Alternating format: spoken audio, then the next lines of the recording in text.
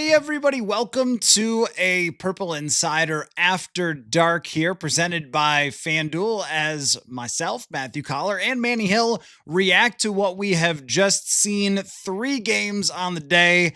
I'm exhausted from sitting on the couch and watching football all day long. The Buffalo Bills beat the Jacksonville Jaguars in dramatic fashion, and then also lots of drama. San Francisco beats the Philadelphia Eagles to advance to play Sam Darnold and the Seattle Seahawks.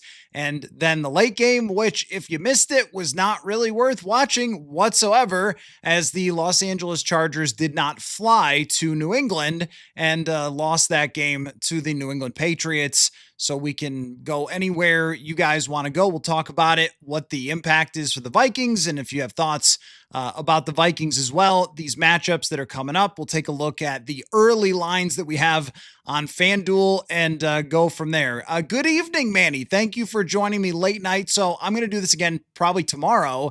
I'm actually going to be hosting on WCCO radio, but it'll time out nicely for me to come home, watch the end of the game, jump on here and react to that one as well. I'm having a good time doing this.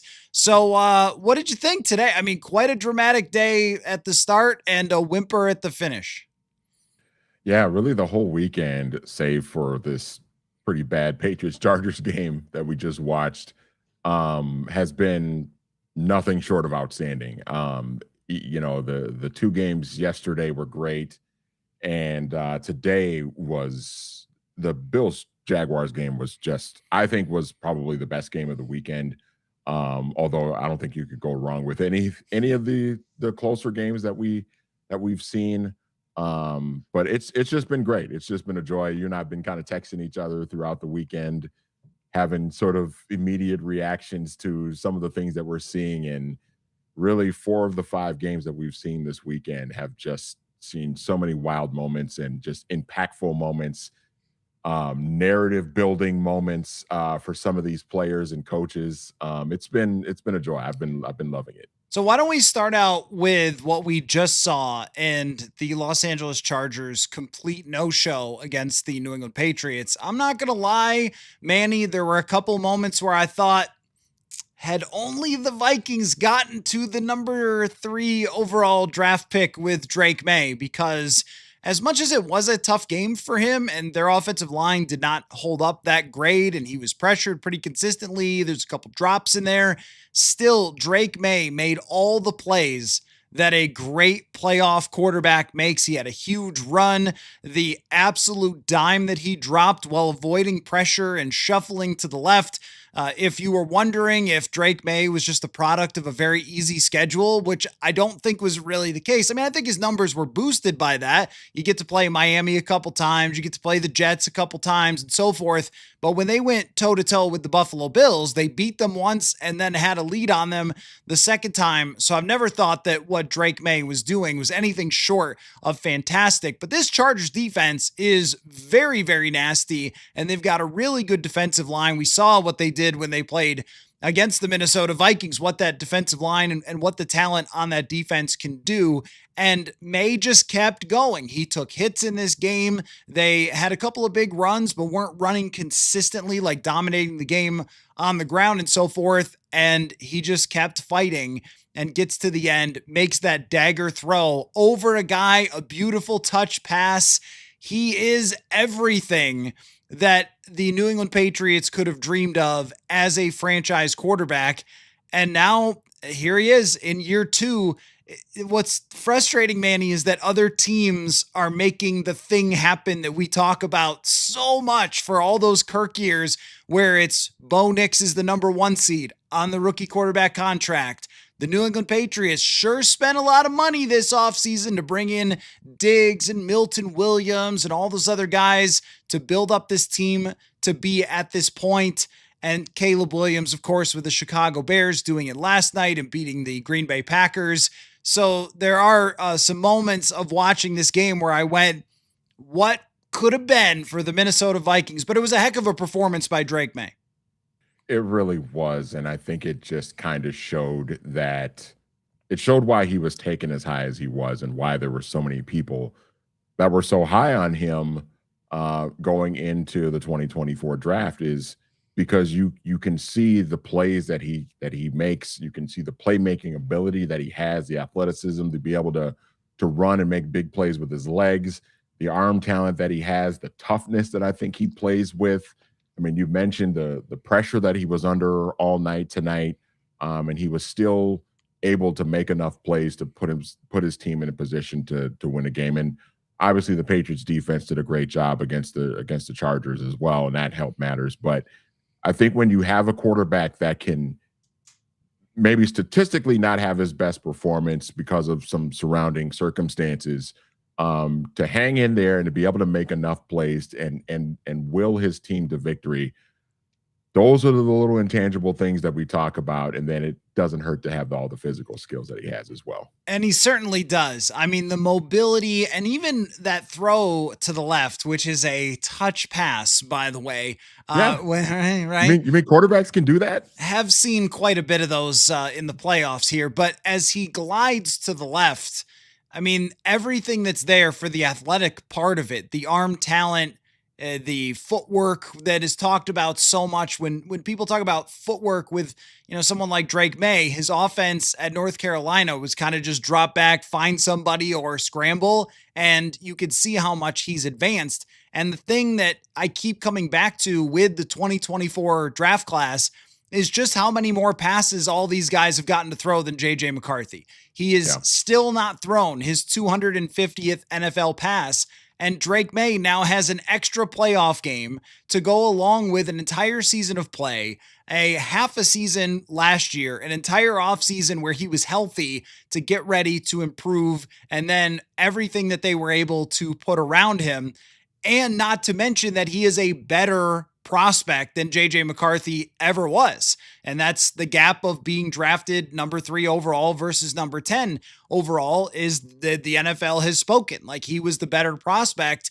And then he gets those things as well. And I was adding it up. Caleb Williams has thrown about 1,300 passes since he left college. And JJ McCarthy has thrown 250. And Bo Nix has thrown like 13 or 1,400 passes. I think it is like 1,300 passes or at least dropbacks. And here's McCarthy, who hasn't dropped back to pass 300 times. You can't ignore that part of it, because what I kept going back to as watching the game is it could have been you. It just could have been and should have been, and you wanted it to be, but instead you had to play competitive rebuild. I just can't help myself that the 2023 season was the perfect time to try to get Drake May, and they did not do it. They could have traded Kirk in the offseason. They let go of everybody else. Even after he tore his Achilles, there was a chance if you lost every other game, but you had to do it. And now there's another 2024 quarterback with a playoff win, but hey, good for them.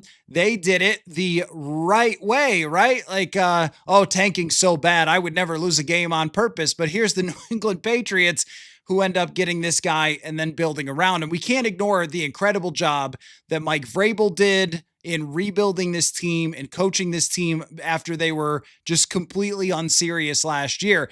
But yet, Manny, what always seems to be more interesting to talk about coming out of a game like this is not the team that won. It's the team that lost. And I think that that's actually the case for all 3 of these games, is that the more interesting, and maybe even last night too, when you look at the Green Bay Packers, which I want to get your opinion on here as well. But the team that lost, the Los Angeles Chargers, in jest, I have said this to you, I've said this to other guests, every time it comes up, I've called him Justin Kirkbert, because he always puts up these big numbers and he has a lot of good seasons, but when things go wrong, he does not elevate the rest of the team beyond their problems in the way that, Brock Purdy did today in San Francisco, where they had all sorts of problems and found a way to win on the road. And Justin Herbert couldn't get them in the end zone. In fact, he's been in the end zone 1 time in 2 playoff appearances with the Los Angeles Chargers since Jim Harbaugh got there.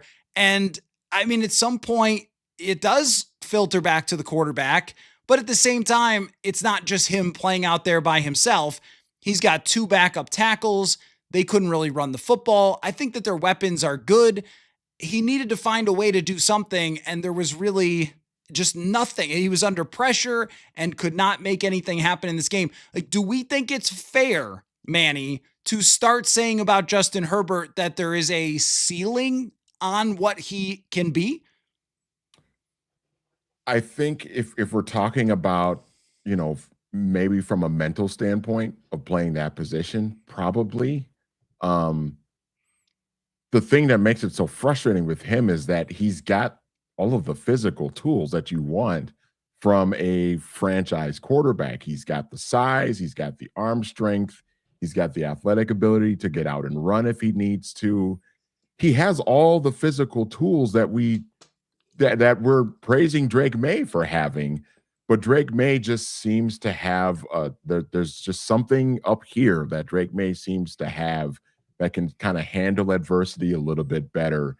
And Justin Herbert just, so far in three playoff appearances overall, two with Jim Harbaugh the last two seasons. I mean, it's just hard to really wonder if it's ever really going to come together for him in a postseason. I mean, a few years ago, he's got this big lead in a playoff game in Jacksonville, and just everything starts to kind of fall apart. And at that time, it was like, okay, well, Brandon Staley maybe is just not a very good coach, and he's the reason why you change him out and go to Jim Harbaugh and everything. Jim Harbaugh's just won a national championship in Michigan. He took the 49ers to a Super Bowl a decade ago. You get Jim Harbaugh in, and this is going to work out for Justin Herbert.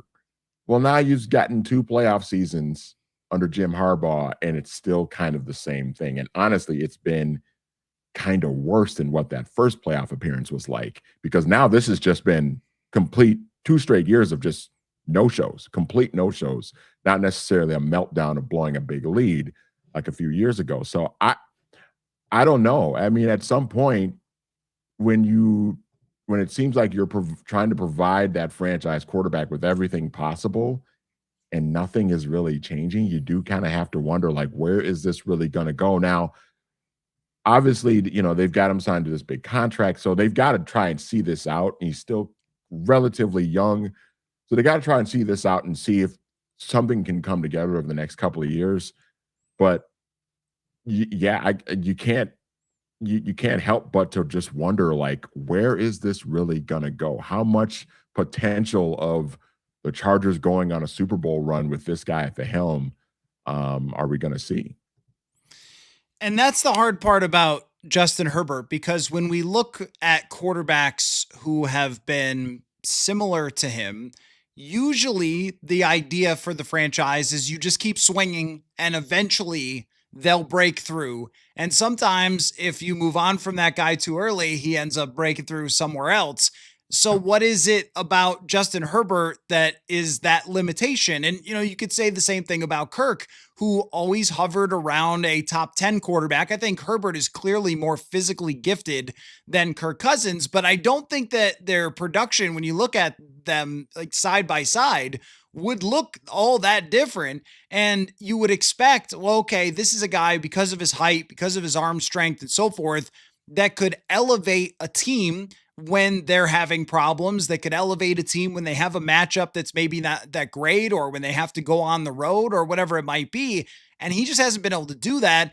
There's the other part that is just some bad breaks. I mean, this is not just elevate bad tackles. This is like their 7th string tackle that's playing. This is like 2 TJ Clemmings playing in the same game for Justin Herbert. And it feels like Sam Bradford in 2016, where there's only so much the guy can do when Omarion Hampton isn't making an impact and your 2 superstar tackles are both out. One of them out, Rashawn Slater, before the season even started. And then Joe Alt tried to give it a go and then re-aggravated his injury. And then he ends up out for the year. They have other guys going out and so forth. They have a very good defense, but it's not like 2000 Ravens type of defense. It's just good and not astoundingly good. So how much can one guy do? But also when you look at his weapons, I mean, they're pretty good.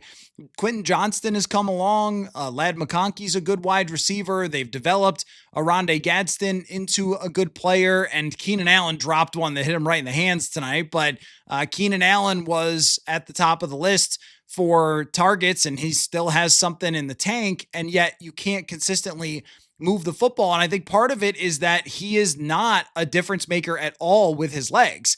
Just because you are fast doesn't mean you are anything more than a pocket quarterback. And I think that there can be a skittish nature to him when things start to come apart, which would happen at times with Kirk Cousins, where the aggressiveness disappears.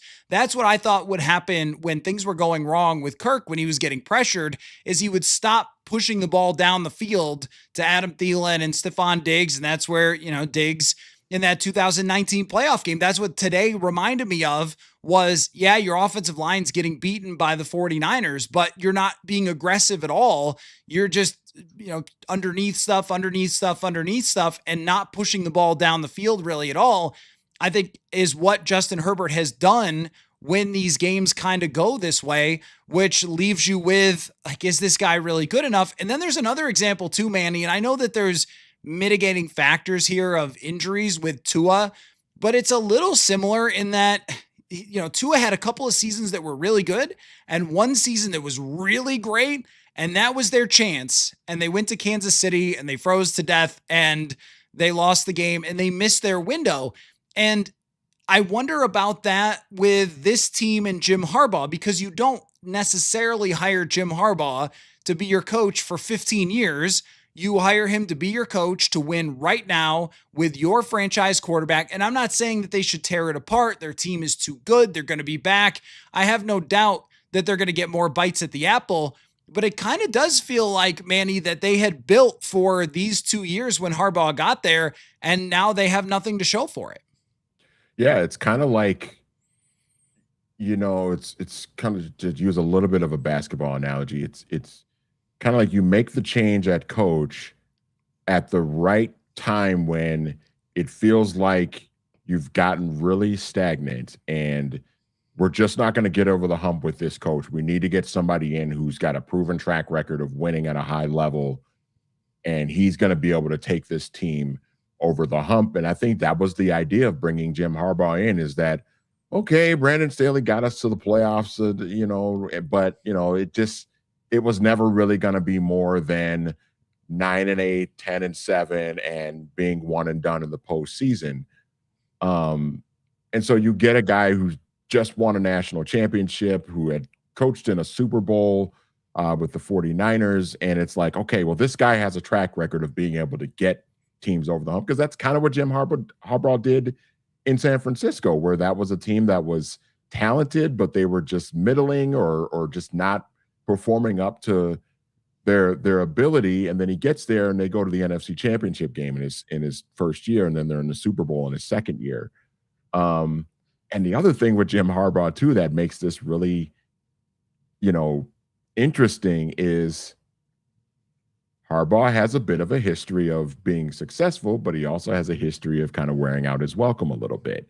And so now you have to wonder, like, all right, they're 2 years into this. They haven't gone anywhere outside of just being one and done both years.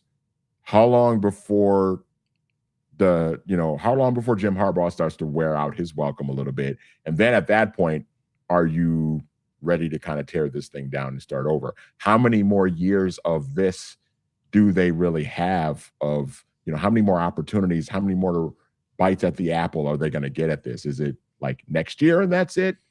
If it's 2 years from now and that's it?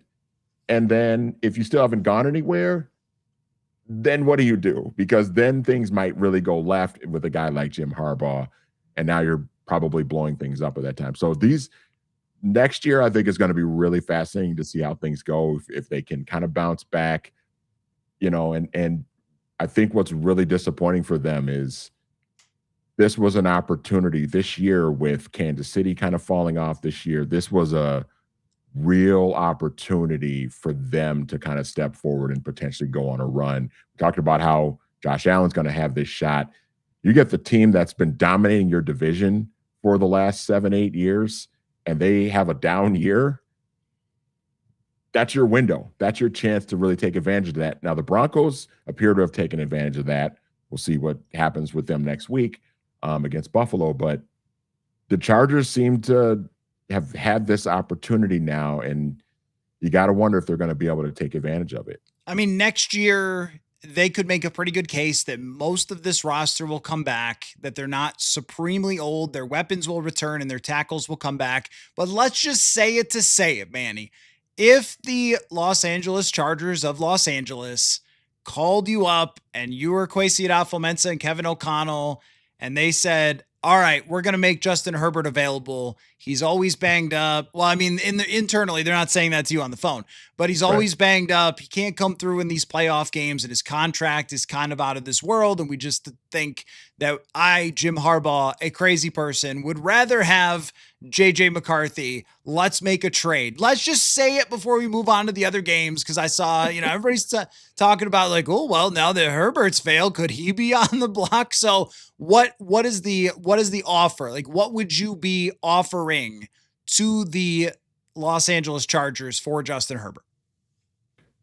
Not as much as you would have to offer for Joe Burrow, but it would cost probably at least 2 first-round picks and maybe a player. That's kind of what I'm thinking of. Burrow, I think it would take 3 and a player and an impact player.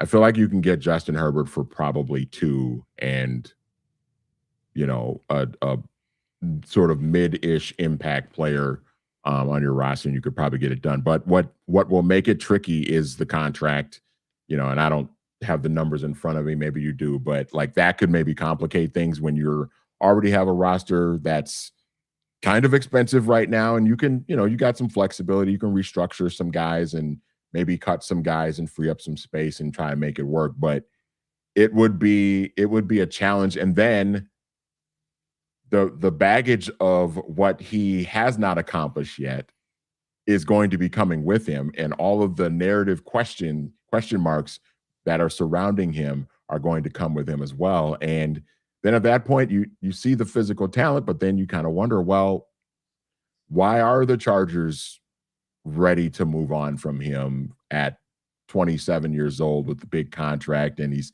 been to the playoffs a few times, but he hasn't really been able to get over that hump. Why are the Chargers all of a sudden so quickly ready to get rid of him? So it would be interesting, but I think with the talent and the age, it's still going to cost you a little bit to bring him in. The contract makes it pretty much a non-starter, but you could do 100 things and just barely make it work and then maybe restructure his contract. There's always ways if you want it bad enough. And the only reason I would say that there is just a tiny, tiny shred of reality in a question like that is that, one, Jim Harbaugh, I mean, this is a guy who had multiple members of his coaching staff be arrested after he left. Like, there is no level of crazy that you would completely write off, and you can offer them something that no one else can, which is a lightly used quarterback who is on his rookie contract that nobody is more familiar with than Jim Harbaugh. So you could do that, 2 firsts, and Jonathan Grenard, because they're short on edge rushing. They traded for Odafe Oweh earlier this year. I mean, he made a play tonight, but hasn't really turned out to be, superstar pass rusher or anything. You can offer them stuff like that and take a shot at it. And I think with Herbert, for me, I would have to say yes to it just because of the baseline that this guy provides for you. And then if you can do the rest. Now, the Chargers have not been able to do the rest. They don't have Justin Jefferson. They don't have Christian Darrisaw coming back healthy. They don't have Brian O'Neill. They don't, right? So they, don't have, I think, as much on the team. I would have to do it just because that level of quarterback is something the Minnesota Vikings have not had, that talent at quarterback, except for very briefly with like, I don't know, Sam Darnold. But just for the record, thought we'd put that down in case that happens. I would have to say yes, even though it would be an absurd chips into the middle of the table. But when we go through those other options, Kyler Murray, Mac Jones, I like this one better. Speaking of Mac Jones, he had nothing to do with the San Francisco 49ers win, but they did win. And one of the things I enjoy, I just want to say for the record also with Herbert, I think if you keep taking swings at it, he will win in the playoffs eventually because guys that good usually do. And one of the things that drives me a little bit nuts, Manny, is when quarterbacks who do win in the playoffs, when they don't get any credit for it. Well, that was Brock Purdy in 2023. Oh, all he's got to do is exist out there, and that team is so good. Well, that is not the case for this playoff victory for Brock Purdy. He played his butt off. He threw a couple of interceptions. He has to be aggressive in a game like that. But the way that he played versus that defense that has a great secondary, a phenomenal pass rush, maybe the best defensive tackle rushing the passer in the entire NFL in Jalen Carter. He made plays. He came through clutch. They lose George Kittle. They replace him with Kyle Juszczyk, which, tell me you weren't getting emotional watching a fullback run over people and make plays like Tom Rathman out there. It was an incredible performance. And then the story of this day, Eric Kendricks, who looked like it was 2019 again, making plays left and right, pass break up at the end of the game against Jalen Hurts. This was one of the best coaching jobs that you will ever see in the NFL by Kyle Shanahan this year to get them there and then to get a win in Philadelphia. Aside from the Vikings, I try not to be too much of like a fan per se of like other teams and everything, but I do like to root for stories and I do like to root for success for people who are extremely great at what they do and they've just had some things kind of not go their way. And dude, Kyle Shanahan is just such a phenomenal coach. He is just one guy that I hope and I would love to see him win a Super Bowl as a head coach. This guy is so freaking good. And all of the adversity that this team has faced over the course of the year, losing guys, defense being decimated by injuries, then you get all these narrative conversations about, well, how good is Brock Purdy actually? I mean, this guy played really well in a Super Bowl 2 years ago, and people are still like questioning whether or not Brock Purdy is good enough to take this team to win a championship. And for him to kind of overcome 2 pretty bad interceptions and to just kind of keep a level head and stay poised and make the right throws when it counted the most, that's a credit to Brock Purdy, but it's also a huge credit to Kyle Shanahan for having that, relationship with Brock Purdy and believing in him and sticking with him, despite all these outside conversations about how good Brock Purdy actually is. That it was really, really impressive. And then you lose George Kittle, who's, in addition to what he does on the field, he's one of the locker room glue guys, one of the leaders on this team that's been here, been with the team for so long. You lose him to a devastating injury, and you just still hold it together. It doesn't affect you, and you still go into a really difficult place to win games in the postseason with that crowd. And you mentioned how good the Eagles defense is. I was just blown away by them being able to put it together. And my guy, Juwan Jennings, Tennessee Vol, Rocky Top, baby. Trick play, just like they did in the Super Bowl a couple of years ago. Touchdown pass to Christian McCaffrey. It was awesome. It was a really, really terrific game. And apparently everybody else knew this other than me, that Juwan Jennings was once a 5-star quarterback prospect in college. I was not aware of that until I saw somebody tweet it out. And then everyone else went, oh, obviously. Oh, okay, sorry, I didn't know that Juwan Jennings was a 5-star quarterback, but he certainly looked like one on that play. As he was running with the ball, I was like, wait, is he gonna throw it? And then the catch, as we talk about Brock Purdy and how good he was in this game, and I think he has proven this year to be a franchise quarterback who deserved to get paid, and he is Drew Brees-esque. He's not Drew Brees exactly, but he is very much like that, the undersized guy who throws with great anticipation, but also, and this was Brees early in his career, not late in his career, but has enough playmaking, enough moxie, like not always even scrambling, but just moving in the pocket and the way that he can find an extra second or two to make a play and then never gets rattled. Like you see him on the sideline after an interception, just never, ever loses focus. And I felt like that was huge. I mean, that place is insane. That building, and there were people cheering when George Kittle got hurt. They always do that. They cheer when the other team gets injured players. And so it could be very intimidating. And that didn't bother him at all. But we can't like ignore in this game the greatness of Christian McCaffrey. And it should go down as one of the best trades that any team has ever made. And we are very familiar with the ways of trading a lot for a running back and having that not exactly work out the way that you would expect. When they made this trade, I was shocked. Like, they're giving up how much for a running back who's been injured and so forth. And you just see he made a catch on a jump ball today that if a wide receiver made it, we'd be like, wow, mossed him. And then even the throw from Jennings is not perfect, and he just sticks his hands out. He said after the game, he couldn't even really see the ball. Like, he just sort of stuck his hands out and then it landed in his hands and he makes the catch.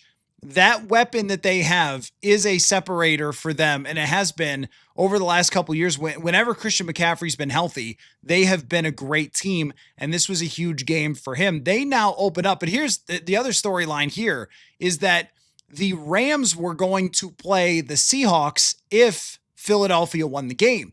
But because San Francisco wins the game, now they will have to travel from Philly back to not San Francisco, Santa Clara, which is basically San Jose, but that's whatever. And then they will have to go from there up to Seattle.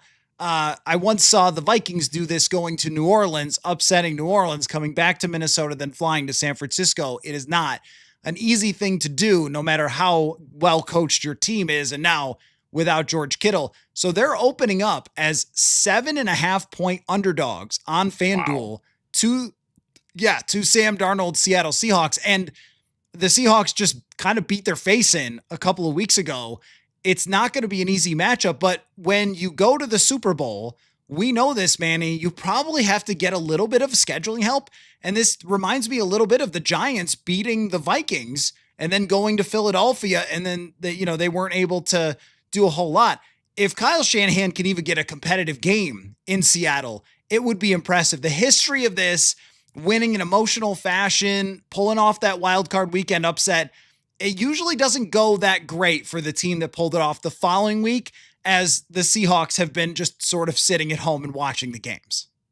Yeah, and I think with how talented Seattle's defense is, and that place is, we've talked almost ad nauseum about how tough it is to play at Lumen Field for opposing teams. And the 49ers are a team, historically, a lot of those players, they've played a lot of games there over the last few years. If you've been a member of the Niners the last handful of years, you've played a lot of games in Seattle. So you're at least familiar with that crowd and what it's like in that environment. But this is also the best Seahawks team since they were going to the Super Bowl with the Legion of Boom. I mean, and it's the same. If you look at that team, they're built very much the same way as those Legion of Boom Seattle teams were. And the difference now is that they have a legitimate stud number one wide receiver this time around, which they didn't really have at that time in the Russell Wilson days. So it's going to be a really, really tough matchup. Now, look, the Niners went in there first week of the season, week 1, and they won there. But I think the Seahawks are a much different team now than what they were back then. I think they were still just trying to maybe figure out who they were. Sam Darnold was still kind of getting acclimated to everything playing on that team. But now it's like they finished the season strong. The Sam Darnold narrative stuff is still kind of out there, but I think him going on the road in San Francisco and winning the way that they did maybe took a little bit of that away. And they're just playing really confident right now. They're feeling really good. They got a week off to kind of rest and heal the bodies a little bit. 7.5 is the line. Yes. Is the line for FanDuel? Yeah, I would probably still lean towards the Niners to cover that and keep it kind of close. But boy, I think when you just look at the way Seattle is playing right now and how confident they are, I think it's going to be a really tough ask for the Niners to go in there and try to win. Well, and just the way that playoff games have been played, we haven't seen too many blowouts, but yeah, the physical and emotional strain to go all the way across the country to Philadelphia and barely survive them, and then go back across the country and then face a rested team. We even saw the impact of a rested team last year versus the Vikings with the Los Angeles Rams and how much different that was. So that's going to be very difficult. This now sets up for a Rams and Chicago Bears matchup, which we'll get to in just a second, but that one is pretty fascinating. It feels like there's a collision course between the Seattle Seahawks and the Los Angeles Rams here, but we'll see what you think in a second. But we have to go to the other side. And let me just add that I couldn't be happier for Eric Kendricks. I mean, truly one of the classiest people you will ever run into. Everything you think about Eric Kendricks and my experience about him in the community, the type of person he is, the type of leader is all 100% authentic with him. And for him to make that play at the end when he wasn't even on the team 6 weeks ago is incredible. And also, hey, Robert Saleh, once again, should be in consideration for head coaching jobs because this guy has done an amazing job to play the way they did. But Manny, we got to go to the other side. Yeah. And the thing that's on fire is once again very interesting because at the end of the game, there is a face-to-face confrontation with AJ Brown and Nick Sirianni. AJ Brown will no longer be a Philadelphia Eagle after this game.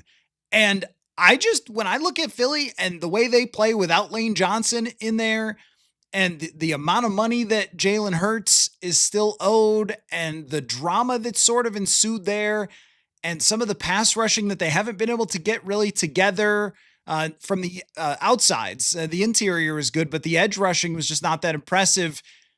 It feels like Philly is suddenly vulnerable here to a potential, not fall off as in disappearance, but maybe a slide back to not exactly owning the NFC East the way they have in recent years.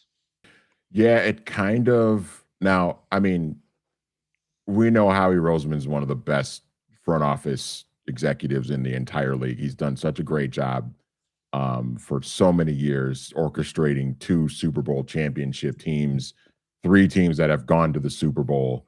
It kind of feels like after they won that Super Bowl here against the Patriots, they kind of had a little bit of a fall off for a couple of years, and then they had to kind of retool things, made some changes at quarterback. Not really saying they're going to make a change from Jalen Hurts necessarily, but it does kind of feel like there needs to be a little bit of a retooling with the Eagles. You don't want to blow it up. There's too much talent and too much young talent, I think, to just blow this thing up and start all over. But there might have to be some tweaking. You mentioned AJ Brown.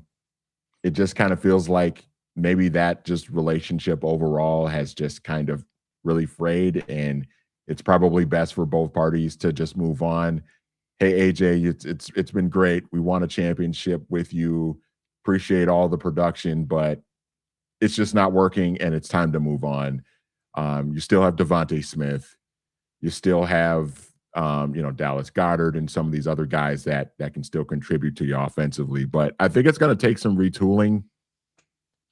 I don't. It's hard to say this because they just won the Super Bowl last year. But Nick Sirianni, I don't know. I mean, there's probably some question marks there. This is going to be interesting to see how Howie Roseman kind of retools this thing this offseason, the approach that they take. If there's some significant moves that they decide to make, it's going to be really fascinating to watch. And look, we've been talking about the rumors about maybe Brian Flores might be interested in becoming the defensive coordinator of the Dallas Cowboys. What kind of impact is that going to make on them? That could turn things around in the NFC East. And I think a team like Washington is going to be looking to try and bounce back as well. They're going to try and make some moves a year removed from being in the NFC Championship game. So this is going to be an important offseason for the Eagles if they want to maintain control of that division. And if John Harbaugh goes to the New York Giants, they will suddenly have legitimacy, and you can guarantee they're going to be much closer to a 500 team, if not better, once they have some real organization there and somebody who's won before. So this was and we can't discount this part of the Philadelphia Eagles run here over the last few years, is that the rest of the teams in the division, now Washington was pretty good last year, but really during the regular season, they were just okay and then had, a great playoff game.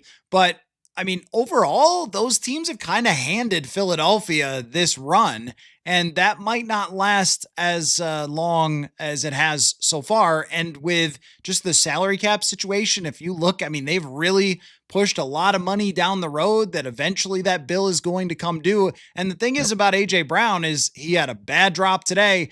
He's been an elite receiver in previous years. They also, what are you going to do at OC? And maybe if there's a reason to fire Nick Sirianni, it's that it was clear that it was not working with their offensive coordinator.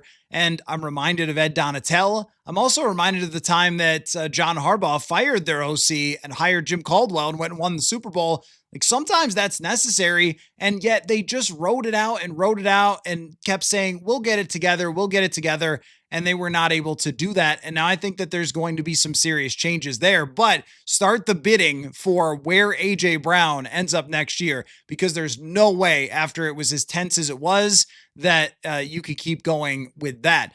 Okay, let's go to the early game, and then we'll talk about the matchup with the Rams and the Bears, and I want to get to Matt LaFleur and that situation with you as well.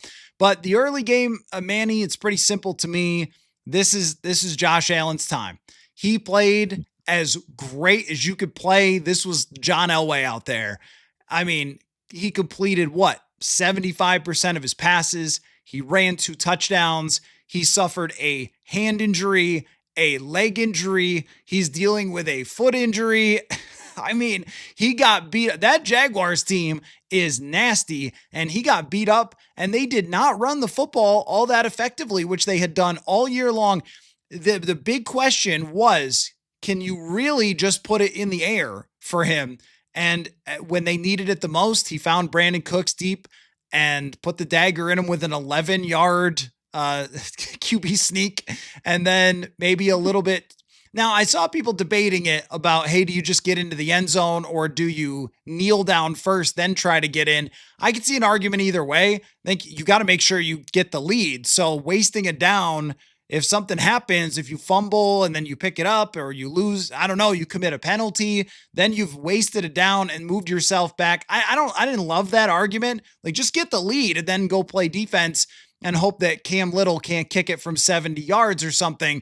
But this side of it, I think that the Bills are a flawed NFL team with the greatest player on earth right now left playing. Yeah. And it feels like now they're going to go out to Denver. And if you look at this one, I think this line, Manny, shows how good the Bills are. They are favored by 1.5 at Denver. So Denver has been sitting at home, has home field advantage, one of the toughest places to play. This is a Josh Allen line on FanDuel, 1.5 point favorites because they got the best quarterback on earth and the Denver Broncos don't. And it really showed today against a great defense. A nasty defense, like you said, a physical defense that really likes to beat people up. But who better than a 6'5", 240-pound athletic freak to combat that and go against that? And you mentioned the running game. I mean, James Cook had probably the quietest rushing title in NFL history. You know, I remember looking up towards the end of the season and be like, oh my God, James Cook's leading the league in rushing? Like, it's crazy. And, the Jaguars defense was really good against the run this year. And so I was kind of concerned for Buffalo going into this game because I thought, well, if Jacksonville shuts down James Cook, he's really been the best offensive weapon that Buffalo has had outside of Josh Allen because the receiving core is not great. If the Jaguars were able to shut down James Cook, then it was going to be really hard for Josh Allen because then at that point, all of the pressure is on him to make everything happen. And you know what? All of the pressure was on him to make everything happen. And damn it, he made everything happen in this game. I mean, you mentioned the touchdown run. The throw to Brandon Cooks, ridiculous. I mean, he's got a guy in his face. He's kind of backpedaling. This shows you how strong his arm is. He just kind of whips it up there and it lands right into Brandon Cook's breadbasket. It's just one of the craziest plays I've ever seen.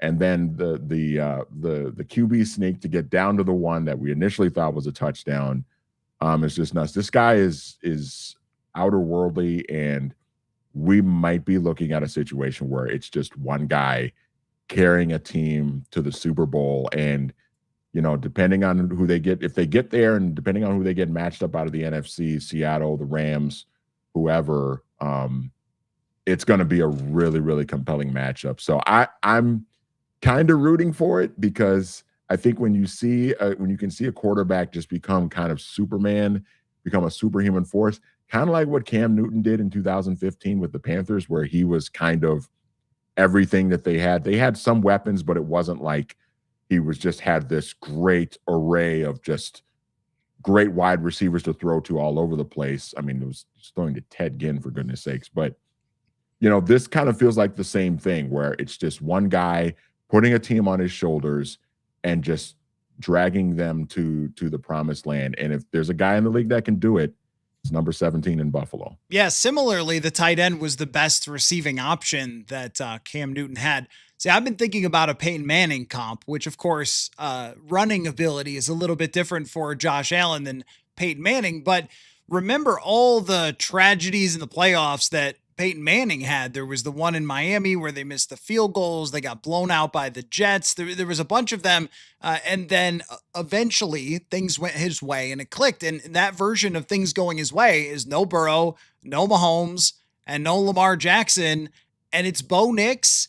And it might be Drake May, possibly, or it might be the Houston Texans, which they had a lot of trouble with the last time they faced them. But this is not like going to Kansas City and playing against Patrick Mahomes on the road, going to play CJ Stroud and the Houston Texans, or going to play, Drake May is a rising star, but it's not Patrick Mahomes at his absolute best. So it's a different story for what the potential path here could be, but they do have to go to Denver.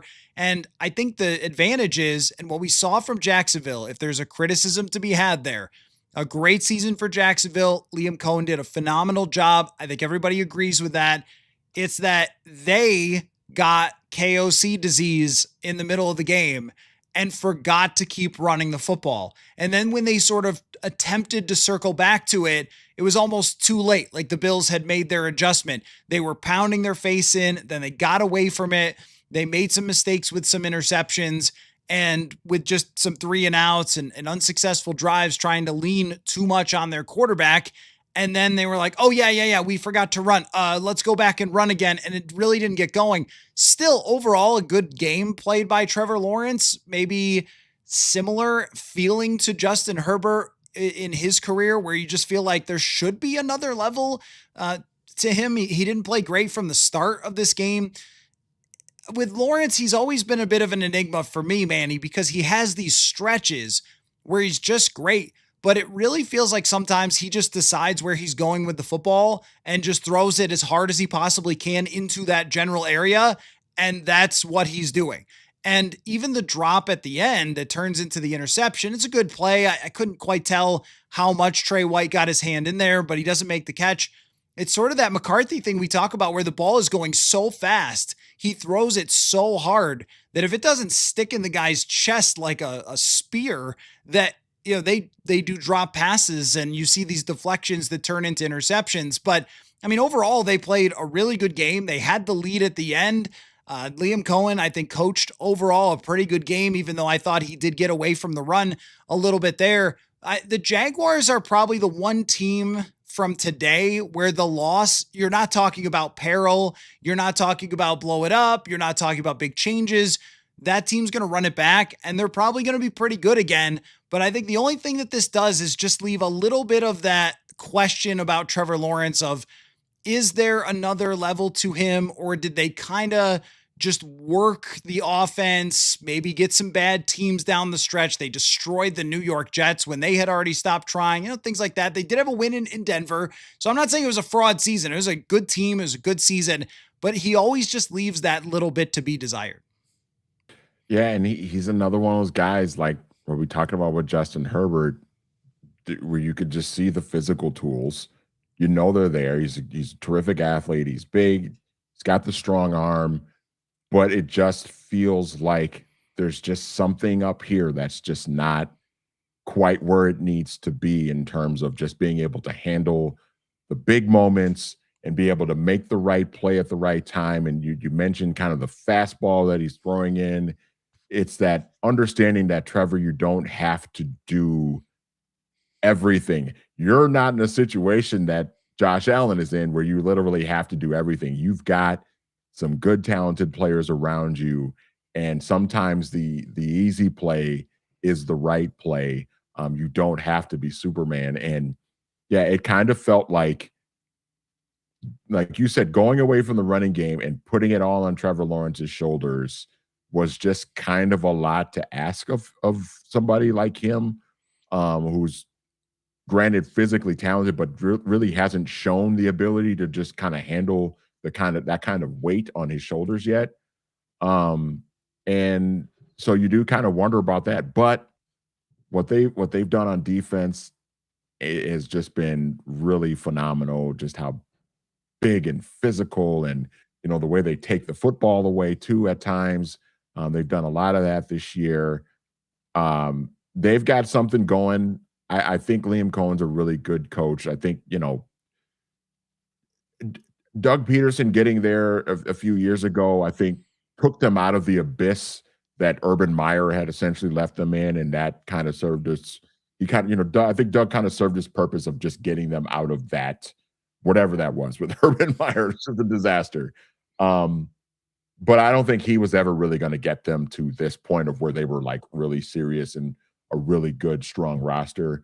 Now I think they've got a head coach that can do that. And look, Liam Cohen was a first year head coach. And I think what they did this year, getting to the playoffs, like you said, it's very much like KOC. And I think you just have to, for him, you have to hope that he's maybe learned from some things that may have cost them this game and cost them this opportunity, and that they're better for it again next year. So I want to wrap up on the Bears and the Rams matchup, but first, let me get a take from you about Matt LaFleur. So for me, Manny, Matt LaFleur is a very good NFL coach who has a shocking number of collapses, and he doesn't kick, he doesn't punt, just like that one playoff game that they lost to San Francisco where the blocked punt happened, and then that's how the Rams got to play at home, I think, after that, and that was how that helped them go to the Super Bowl as the number 4 seed. But and then this happens, they missed some kicks that ends up costing them. They're without Micah Parsons, so there wasn't anybody to chase around Caleb Williams. I mean, Van Ness and Gary, like, those guys are not Micah Parsons when it comes to the speed and their ability to track a quarterback like that. And he was able to get out and make plays time and time again because they didn't have Micah Parsons. And when they needed easy button completions, they didn't have Tucker Kraft. And if you just go, well, okay, people are missing, players and stuff, but you lost by 4 points? Like, that's certainly a difference when you're talking about the best defensive player on earth, not named Myles Garrett. That's a pretty big deal. He's consistently put them in a position to be in the playoffs, but he has not put them in a position to lead the playoffs, to have the home playoff game, he's 3-6 now in the playoffs. And there are connections that Adam Schefter pointed out to John Harbaugh with the Green Bay Packers. Do you think that they will fire Matt LaFleur, and do you think they should fire Matt LaFleur? Oh, that's. I'm on the fact because I've been thinking about this all day since the game last night, really, and because all the there's been rumors about him potentially being fired if they didn't win this game last night, and it feels like they're going to make a change. It feels like they're going to make a change. Should they make a change? I don't. I think if you can get somebody like a John Harbaugh, and I don't know how much of if they were to make the change, if he would actually be in the mix or not. I don't know. It feels like he should be. I think if you can get somebody like a John Harbaugh, I think it would make some sense to move on from Matt LaFleur. The thing that you don't want to do is make a change just to make a change, because you are in a pretty good spot. You've been able to put together a good team. I think if you're a Packers fan, you're probably wondering how things would have gone if Micah Parsons hadn't got hurt. And if he's able to come back next year, in full strength and your defense is at full strength, what sort of team are you able to put together? How many more wins are you able to have? Can you reclaim, can you get back into competing for this division with the Bears? Because it doesn't seem like the Bears are going anywhere. They seem like they're going to be, a force to be reckoned with, especially with Caleb's emergence. Um, so I don't know if it would make sense to make a change just for the sake of making a change because you just feel like, oh, we got to do something different. But I think if you feel like you can make a serious upgrade at head coach, I think you would have to do it. It feels like to me that they're going to change head coaches, and then the next guy gets healthy Tucker Kraft and healthy Micah Parsons and Yeah. healthy offensive line, and that's the guy that ends up having the success. Mhm. And that's often how things work, right? Like this goes for, you see this in hockey all the time, where a hockey coach will be fired and then a team will go on a hot run. Usually it's just regression. Like their goalie didn't play very well and then he sort of bounced back. And then, like, look, the new coach has all the answers. It'll probably look that way. At the same time, there is something to blowing this many games in the playoffs. There Yeah. has to be. He is kind of the Marty Schottenheimer a little bit of like all these chances, but Yeah. it's not like he didn't have his shots. I mean, they got him, Aaron Rodgers to start out and then another quarterback to inherit and grow and develop at his pace, which is, I mean, what a dream to be able to do that. If the Vikings maybe had done that, we'd be having a different conversation about JJ McCarthy, right? But they were able to do that with Jordan Love. And in his first year, they're in a playoff game. They're leading San Francisco. They've got a chance to go to the NFC Championship, and they let it slip. And I mentioned that game in San Francisco, and they let it slip. And there's just so many of these where you go, yeah, that is a bunch of random stuff. But my goodness, how many years in a row of that before you decide, well, how about we bring in a Super Bowl coach? If he's on the market, dude, what? Like you're gonna have LaFleur and Kevin Stefanski and like just a run and John Harbaugh, like all these Maybe Mike coaches, Tomlin. maybe Mike Tomlin, right? Mike McDaniel, who I think is an excellent coach. He might end up in Detroit. Like all these guys who are very qualified, landing in different spots. And I think that hurts the chances of Brian Flores getting a head coaching job. He's still only interviewed for one position, but where I think it might actually increase his chances is somebody hiring him as a DC. I mean, whoever goes to Baltimore, I mean, they may have been interviewing him for a head coaching job, but they also might be like, are you interested, free agent, in dropping in? Oh, yeah, we're going to hire Matt LaFleur, or we're going to hire, Kevin Stefanski, and they're going to take over Lamar Jackson. Would you like to run the defense? Like that thing's not over just because he gets a head coaching job. And my understanding is the contract officially runs out in a couple of days here this week. So then if they don't have something done this week, then that would mean that he will become a free agent. I still think there's a good chance he stays, but if you're him, you could listen in a couple days once that contract runs out. So the Bears are going to host the Los Angeles Rams. Now, I felt like all year long that the Rams were pretty bulletproof and they just kept messing up, like messing up on special teams where you lose a game to the Eagles because you get a kick blocked, right? Didn't that happen? And then really they lost that Seattle game because of special teams. They gave up a punt return for touchdown. They miss a late field goal. They keep Sam Darnold around. He ends up winning the game at the end. But Matt Stafford hurt his hand in this game, and it clearly had an impact. Now, x-rays were negative, but it had an impact on how he threw the football. They have not run the ball extremely well. They're going into Soldier Field after already being on the road. That's not that easy, but it still feels to me, Manny, let me get you the line here. The Rams are 3.5-point favorites at Soldier Field on FanDuel. I think that's right, that they should be favored, but the whole season long, I would have told you, like, that's the best team in the NFC. They've been my Super Bowl pick this entire time. Bills, Rams, Bills, Rams, Bills, Rams. But the way Chicago is pulling stuff out of their rear end at the end of every single game, I mean, they've beaten some really good teams now. Yeah, it's well, first off with the Rams, it's so interesting because I thought they were going to kick the crap out of the Panthers yesterday. I really did Yeah. because I kind of felt like, all right, I know the Rams lost to them earlier, but this is the playoffs. This is a Super Bowl winning head coach and a Super Bowl winning quarterback.